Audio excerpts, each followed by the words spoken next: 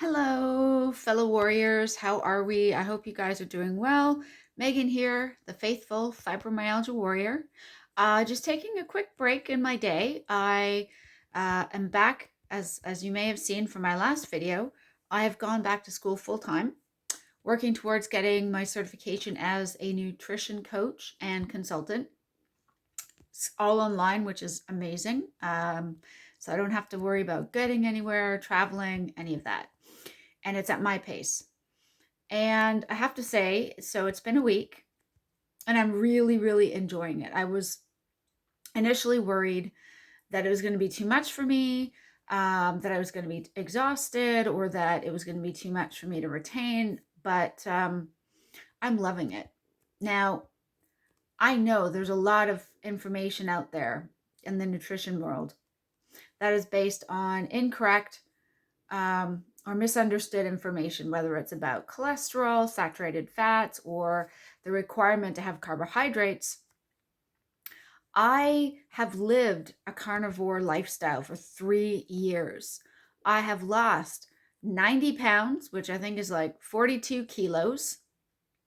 I've kept it off. I have completely reversed my fibromyalgia brain fog. I have reversed all my chronic pain from fibromyalgia to the point where I'm off all my medications just within the last month. I have reversed my severe anxiety and my chronic depression to the point where I do not take antidepressants any longer. I'm off thyroid medication because my thyroid, my metabolism, all of that is finally functioning like it should, because I am no longer inflamed. I'm no longer insulin resistant or dealing with metabolic disorder. And so my cells are healthy. I'm getting everything I need from fatty sources of animal protein. In my case, that's coming from beef, eggs, small amounts of dairy. Like I will occasionally have a cappuccino, so a bit of milk with my coffee. Typically, I just drink it black, and I cook with butter. So some dairy, and that's it. Everything I require, all my essential micronutrients, which I've just been learning about, vitamins A, C, and E, as well as copper, zinc, manganese, and selenium, are all found in animal sources of protein, um, within the saturated fats. And I don't have to take anything extra. I don't need to supplement. And I feel fantastic. Now, I also know that sometimes, people have heard me share my story. Not only have I got my fibromyalgia in remission at this point, and under control, I've got my irritable bowel syndrome in remission. Doesn't mean, like, if I eat the wrong things, it'll flare up within seconds. So it's not that it's cured, but it's in remission. I sleep well at night. I have, my skin is improved. My fingers and fingernails and toenails are finally starting to get healthy again. The enamel of my teeth is coming back and getting stronger. I'm not dealing with a lot of the things I used to. I'm not suffering with chronic inflammation.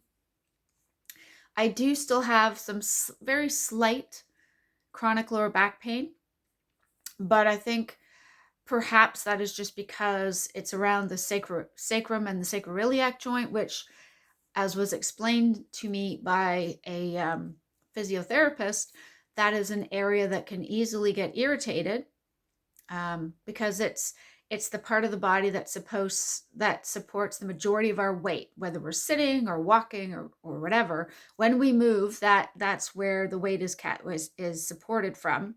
And so it's easy to become irritated, a lot harder for that irritation to be healed. However, it's minimal. It's so minimal that I don't take pain medication for it any longer. I do not need to take any sort of muscle relaxants like I used to. So I am off all my pain medication. I am off my antidepressants, my thyroid medication, and I don't have to take statins either.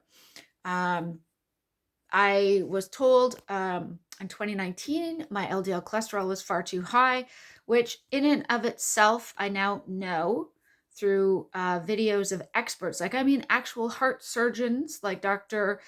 Philip Ovadia, Dr. Anthony Chaffee, as well as Dr. Ken Berry, that LDL cholesterol in and of itself is not a bad thing. I mean, our bodies require cholesterol to build muscle, to build cells, to function. That's what our brain requires to run. So we need cholesterol to some degree in our bodies. However, the bigger issue is not the fact of high cholesterol, but if our HDL, which is called the good cholesterol, it's the cholesterol molecules that are responsible for cleaning up after the LDL cholesterol. Okay, so any sort of damage or any sort of negative things that comes from the LDL, because some of the proteins are harmful, some are not. But if your HDL is too low, it can't do its job of cleaning up and making sure that all the rest of the body processes function correctly.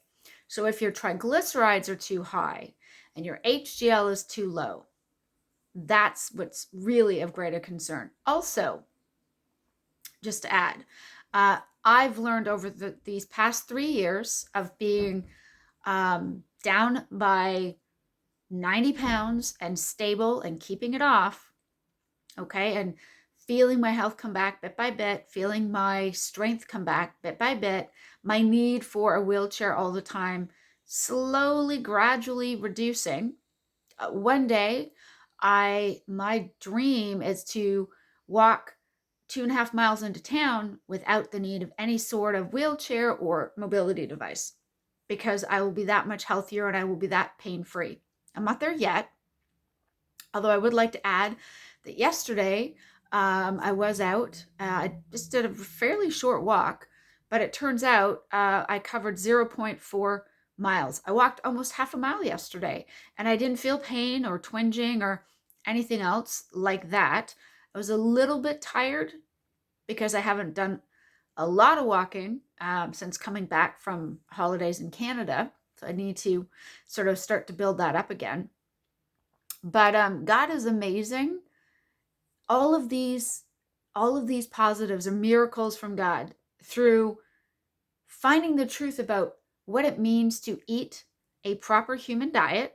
That's not my expression. I borrow that from Dr. Ken Berry and his wife Nisha, who they describe what we should be eating as humans as the proper human diet, and he's right.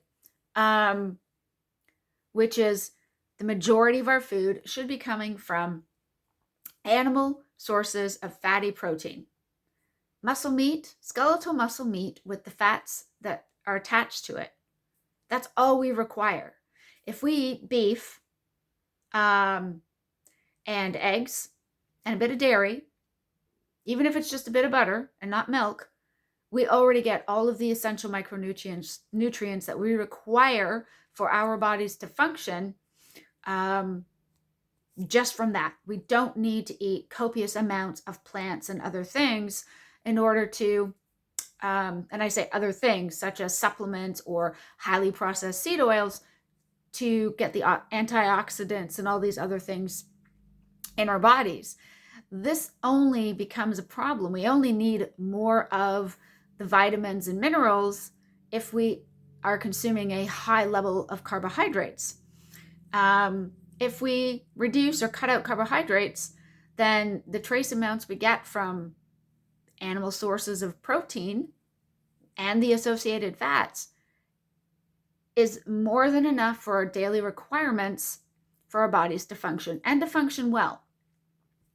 And I know this is true because it's worked for 3 years. And there are loads of people in this space who have been doing this far longer than me, and they would agree and concur the same thing. So I'm enjoying what I'm learning. It is a bit frustrating at times to see where the recommended food guides and suggestions for daily amounts of what to take and why and how much is way off the mark. So I have to keep reminding myself, okay, they don't know the truth, or I'm assuming it's because they don't know the truth. They're not intentionally trying to tell people the wrong information.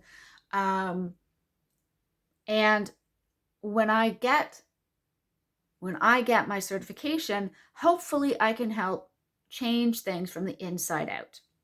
As a side note, I want to point out that with regards to saturated fats, which have always been vilified and have forever been known as bad for us, this is not true. The US dietary guidelines now actually state that there is no upper limit on the amount of recommended saturated fats people should consume, because they are not a nutrient to be concerned with regards to the risk of heart disease, as I believe how it's worded. So I'm hoping, as more people start to realize this, as more doctors realize this, not just in the US, but I mean here in the UK and Canada and around the world where we have dietary guidelines and advice, that we will start to be able to say, hey, listen, saturated fats are not actually the issue. We don't need to be afraid of them. We need to reconsider how we look at the mono and polyunsaturated fats, especially the polyunsaturated fats, because they're really inflammatory.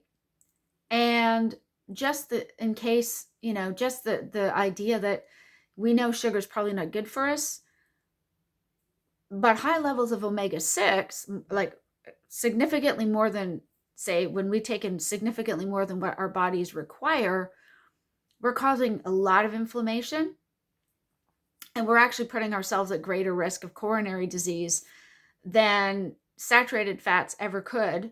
Not that they ever did. And also, let's not worry so much about lowering cholesterol, but let's worry about causing all of these other oxidative stresses on our body by over-consuming carbohydrates. Anyways, sorry, that was my little side spiel there. Yes, in case you didn't notice, I have been reading lots and making my own notes and following up with notes I've made from many videos from Doctors Ken Berry, Dr. Michael Eade, from Professor Bart Kay, from Dr. Anthony Chaffee, from Professor Ben Bickman, and from Dr. Philip Ovadia, just to name a few, because it just reinforces. So I can say, here's what I know, and here's why, versus what's actually written out. But I know sometimes you got to play the game to get the certification, and then once you have that certification, then we can make changes, and that's my hope. Anyways, I just wanted to share with you guys that I'm so enjoying my program so far, learning loads, how proteins are, how molecules break apart in the body, whether it's protein, fat, carbs, all that kind of stuff. I'm like super, super, super excited about learning the details of. And of course, when I finally get through the program, probably in the next 6 to 10 months, then yours truly will be able to offer you specific advice if you're looking for it. But in the meantime, I can also share with you my own personal experiences. The fact that I walked almost half a mile yesterday without joint pain, without inflammation, without, needing my chair, is massive. Because 9 years ago, I wasn't at that point. I couldn't do it. I was injured and I was inflamed and overweight. I wasn't obese yet, but I was on my way, and totally different experience right now. Also, I just wanted to quickly share that my amazing, wonderful, darling, incredible husband of 25 years has now been strict carnivore for 14 days. And in that time, he has dropped 12 pounds. 12 pounds in 2 weeks. And he's already feeling much better. When he's still feeling a bit exhausted, as I'm sure, those of us who've been through it know that happens. That's not unusual when we are transitioning from being sugar burners to fat burners. That's pretty common. and he is in that transition phase still, but 12 pounds in 2 weeks. So proud of you, babe. Keep up the good work. And it's great because actually he's just like, okay, tell me what I need to eat and I'll eat it. And it's pretty amazing that way. So I don't know, for if there's anyone out there who needs a little bit of encouragement, my husband, who has a massive, massive sweet tooth and is absolutely addicted to carbohydrates, whether they are sugary or starchy, if he can actually switch to carnivore and stick with it, and for 2 weeks straight, which is a record, okay? If he can do it, I promise you, anybody can do it. Like I had my own disordered eating and my own food addictions when I was bulimic. But his carb addictions are even stronger. And yet he's on his way. So I just wanted to share that, and I hope that is encouraging to you guys. And, you know, in case anyone, I don't know, I just want to share this. I mean, I realized truly that it just seems to me that God's intention was for us to eat mostly animal sources of food. You know, the plant sources were certainly there in order to nourish the different animals, but it was the animals given to us for the majority of our nourishment. And of course, as we humans got greedy and wasteful and killed off a lot of the big game animals and had to hunt smaller critters and become more efficient, I think it was our own desire to be a lot more lazy that led to the discovery of agriculture and eating grains to avoid starvation, as opposed to the heavy meat diets that would have kept us strong and healthy for a really long time. That's just kind of my thing. But what I can say is that I would never have reached this level of healing without God. And absolutely, it was consuming a animal meat, an animal-based diet. So skeletal muscle meat with its associated fats. So for me, eggs, bacon, butter, beef, and sometimes lamb. And those are the things I eat every single day. If not for those things, I never would have reversed my inflammation and brain fog, and I wouldn't have been able to make my way back to my relationship with God, you know. Would not have had the deep relationship that I can have now. And to me, that far outweighs, the weight loss is great, but to be honest with you, reversing my insulin sensitivity, or sorry, my insulin resistance and my metabolic dishealth, or my metabolic disease, and the unhealthy state of my metabolic system was key to reversing everything else. And you know, God's pretty amazing. He really does give us very simple ways of dealing with life. We just decide as humans that we have to make it far more complicated than it has to be. Honestly, you know, he provided us with the animals of the land and the fish of the sea and the birds of the air, and you know, some parts of the world, the reptiles and the bugs and the slugs that slither and slime all over the place, because, you know, if we can't get a hold of other things, those are sources of protein. They're bugs, but they're animals. You know, they're not plants. And so he always provides us with those items. But we decided it would be far better to find the least poisonous of the plants and eat them in vast quantities, instead of, you know, trying to consume the animals from the animal world that were there for us for the taking. I don't know. Sometimes we make things far more complicated than they actually have to be. But thank goodness he's a God of mercy and grace, because let's face it, we need it. I certainly need it. I have A good part of my life has been spent making things far more complicated than they have to be. Way more complicated than they have to be. And I tell you what, as soon as I found myself on this path to ketogenic eating, and in particular the carnivore diet, the complication of my multiple autoimmune and chronic pain conditions went away. And to the point where, like I said, as of a month ago, I am free of every single medication I've ever been put on, completely, to no detriment. I feel fantastic.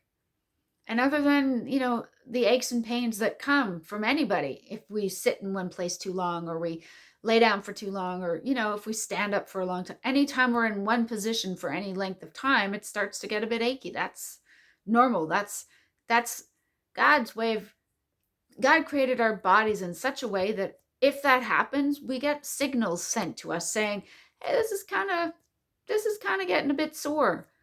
Maybe I should walk for a few minutes. Maybe I should sit down and not stand. Maybe I should stand up instead of being seated. That's not because of the fibromyalgia. It's not because of, the chronic pain I seem to have. It's because that's the way the human body has been designed to respond. If you're in one position for any length of time, you need to switch. You need to move things, shift it, shake it up, do something different, right? So anyways, guys, thanks for all of the comments you guys have left. Thank you for all your feedback and just for all your support. And I really, really hope this video is encouraging. I hope this video is helpful. And I wish all the best for you guys. And I will continue to update you on my progress and probably share with you information that maybe you didn't ask for, but I'm probably going to share anyways because I'm excited by it. But hopefully you find it useful. If not for yourself, maybe for somebody else who doesn't know these truths about cholesterol and carbohydrates and what's good and what isn't, and it will help them. That's all I would love to see come to fruition. Anyways, guys, that's it for me. I may have more content over the weekend. Not quite sure. I think hubby and I are meeting with some friends for lunch over the weekend, so that may or may not happen, but I will have another update for you next week. Thanks as always for your kindness, your love, your faith. Not just in me. I mean, obviously it's great. There's so many of you out there who have such a deep and rooted faith in God. And to me, that's so encouraging. The first real blessing I have on this healing journey for myself was when the brain fog lifted. It was gone and the inflammation was gone. And I was able to focus and actually spend time in my Bible and remember what I was studying. I was able to walk with God the way I had desired to for a very long time and just simply couldn't. So those of you who are maybe still in some level of inflammation or chronic pain or fibromyalgia fog or other side effects, it can get better. I promise you it can get better. God wants for it to get better for us. He doesn't want us trapped in this chronic condition, which in my case at least, and probably for most of us, I've come to realize that it was a result of my own doing, based on the crap foods I ate and all the inflammatory things I put in my body. It was just a matter of time and just the right trigger, being a slip disc, that set off this massive cascade of inflammation and chronic pain. But that doesn't mean that's where we have to stay. And so, if nothing else, I hope my story might encourage you to see that maybe you're not there yet today, but it's possible that you might find healing and relief tomorrow or soon. And honestly, diet may play such a massive role in all of this. There is a time I would just simply add There is a time and place where some medications may be necessary and may be required. When my husband had his heart attack in 2021, immediately following, he needed to be put on blood pressure medication, blood thinners, and statins to control everything going on with his heart. He wasn't in a position to exercise. His diet wasn't all that great to begin with. He's a type 2 diabetic. So he needed something to save his life. But now, 2 years later, as he's working on starting with the nutrition and that side of it, I'm confident that he'll reach a point where he may even be able to come off all his medications. Why not? Because he's already feeling a difference just within 2 weeks. And, so there are times when some medications we have to have because it's a matter of saving that person's life in that moment. But going forward, it doesn't mean we have to necessarily have them forever, in spite of what we might be told. Again, just sharing about my life and my husband's. That's my experience. Yours is different, of course. We're all different. But God definitely wants to bless our lives, and he wants to see great things happen for each and every one of us. And so wherever you're at, if you are trapped in that inflammation and chronic pain and the emotional trauma of depression and anxiety, I have lived it. I've been there. And so I have no judgment at all whatsoever, because I've been in that place, and I was in that place for 8.5 years to some degree or another. Less so as of 3 years ago, but it was only, like I said, it was only been a month ago. So I started to ease off my medications 3 months ago, and doing it nice and slowly, didn't want severe withdrawals. And as of a month ago, I was officially completely off everything after very, very slowly reducing my intakes. Okay. But that was me after 3 years of eating a proper human diet, a carnivore, animal meat-based diet. That was me. I simply want to share that this might help you. And if you're not quite ready yet for that, that's okay. I hope you'll continue to watch my videos, listen to my content, and if nothing else, listen to the experts in YouTube. Seriously, listen to them, because they are doctors and professors with extensive knowledge.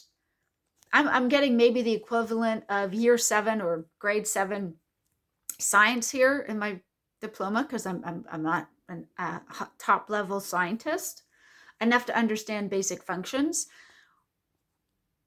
But check out the YouTube channels of the following people: Dr. Anthony Chaffee, Dr. Ken Berry, Professor Bart Kay, Professor Ben Bickman. I would say check out videos with Dr. Philip Ovadia, Dr. Sarah Zaldivar, and there are many, many others, of course. There's also Tailored Keto Health, who is Rebecca Heichman. She has reversed over 10 autoimmune conditions by eating a meat-based diet. And she's also a certified nutrition and health coach out of the States, and a really amazing woman of faith as well. But check out these other experts. They know exactly what they're talking about to the molecule, and the chemical reactions and double bonds and all this kind of stuff that I kind of sort of get, but only when I've got a cheat sheet in front of me.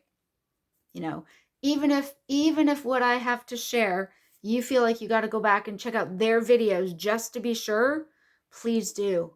Please do. Because, just like Paul said when he wrote and described the Bereans, they were of more noble character because they went and they studied out the word for themselves every single day. And I would say the same thing. I've checked my facts. I've watched their videos. I've made copious amounts of notes. And I've lived this for 3 years. So I know that this all is true and it works, but don't just take my word for it. Honestly, check out these other YouTube channels and these actual certified, board certified PhDs and MDs and their incredible knowledge. Check that out for yourself. And I think what you'll find is it just continues to strengthen your knowledge and hopefully will continue to inspire you to try this. Anyways, guys, that is actually it for me now. Have yourselves a fantastic day and I hope to have some more content for you in the future. Bye for now.